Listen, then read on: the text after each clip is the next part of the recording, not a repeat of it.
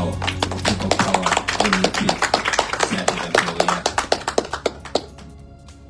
So let me ask a question again. My next question is really about the connection between activism and this sort of movement politics of people power, and the decision to formalize it in a political party in a country that has such a fraught relationship, shall we say. We'll get into the details. Yeah. A fraught relationship with elections and democracy. Are there trade-offs in the sort of activist movement approach and the formal party politics approach, and what made it worth it for you to formalize? Yeah. Actually, it's a huge trade-off, I must say. I was an activist into activism. I believed in it. I still believe in it. Actually, when I chose to run for parliament, there were many political parties, the ruling party and formidable opposition parties. While the NRM was a ruling party, we had the FDC led by Dr. Kizza Besigye, powerful opposition party, the main leading opposition party then. We had the Democratic Party, the historical opposition party, Uganda People's Congress and all that. But the youthful me, with that fire that was burning in me, believed, as I believe now, that the solution did not lie in a political party. And there was a lot of, polarization among political parties. So I decided to run independent on an activism card. I won the election against the main political party and the main opposition party with 80% of the vote. That spoke to me, and it is the gospel that we had been pushing to our nation, saying now Uganda's need is not another political party, but a formidable force of the people. And we went ahead to form the People Power Movement. This encompassed membership and supporters from all across the divide, from all political parties, mainly opposition political parties. It went on like that until when circumstances determined that I ran for president in 2021. Now this is where the formalization came, that I needed a symbol, not just for me, but a symbol for me and all those that were running on the same values, on the same ideology of servant leadership and taking power back to the people. We needed a political party. We did not intend, I've never intended to form a political party. We were in good terms with the Democratic Party. We were in good terms with the Forum for Democratic Change, FDC, and others. Unfortunately, all of them, now this I learned later, that they had an understanding with the regime to disassociate from us. And yes, towards the election, none of us could associate with us, because dictators love a divided opposition.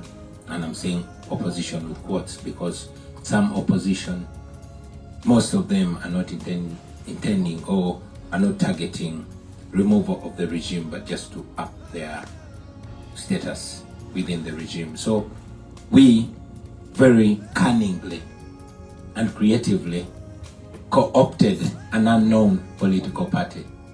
It was called National Unity Development and Reconciliation Party. Silently and through a proxy, we changed its name, changed its colors to our preferred colors. She also changed the symbol, and we held a secret delegates conference, and I took over the leadership. Why did we do that? Because the regime, we wanted to formalize the People Power Movement and turn it into a political party, but the regime gave an order not to register us as a political party because they knew what it would turn up.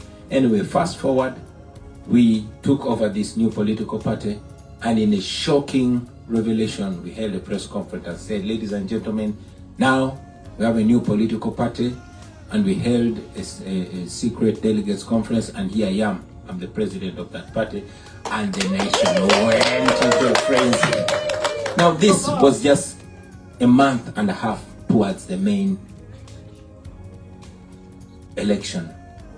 We were able to nominate on that political party, and we won the election, although it was rigged.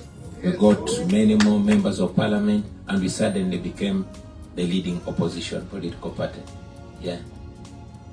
So I wanted to come to that election. I must mention this, I'm sorry. I must mention this to draw clarity between activism and former political party. We have said it before that we are not a political party, and yes, we are not. We just have a political party. We took over that political party to have a formal and legal platform, an electoral platform as a political party.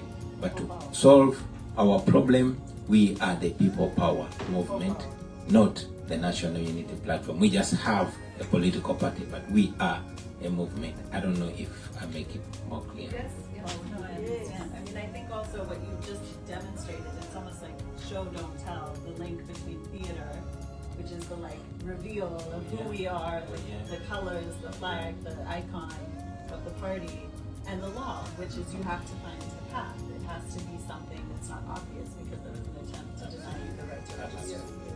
So those trainings served you well. At the end of the day, you're still a lawyer and a theater and music. Drama school did it. Drama school did it.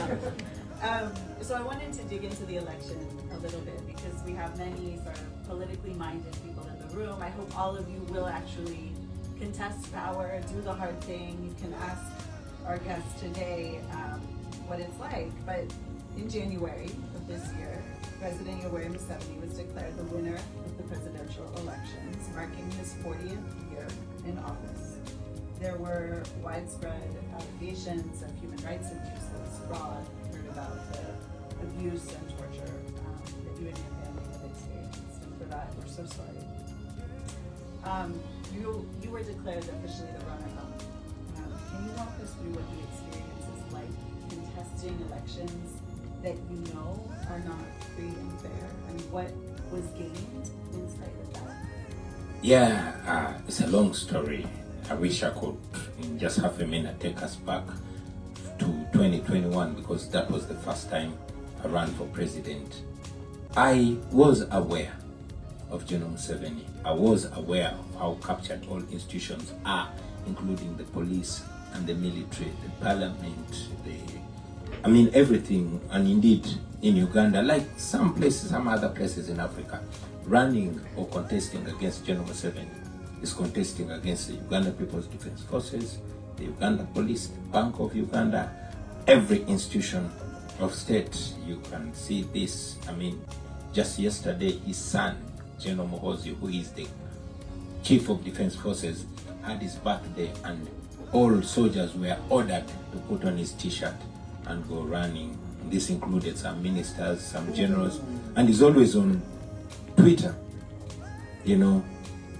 speaking his mind. However, although it might come off to many of us, and he was ordering all former military commanders to show up if they don't want to have a problem. Anyway, so we went to that election. I went into that election because our major goal that time was to bring our common people close to their politics. You see, we come from a country that for a very long time has made an effort to disassociate politics from the common people.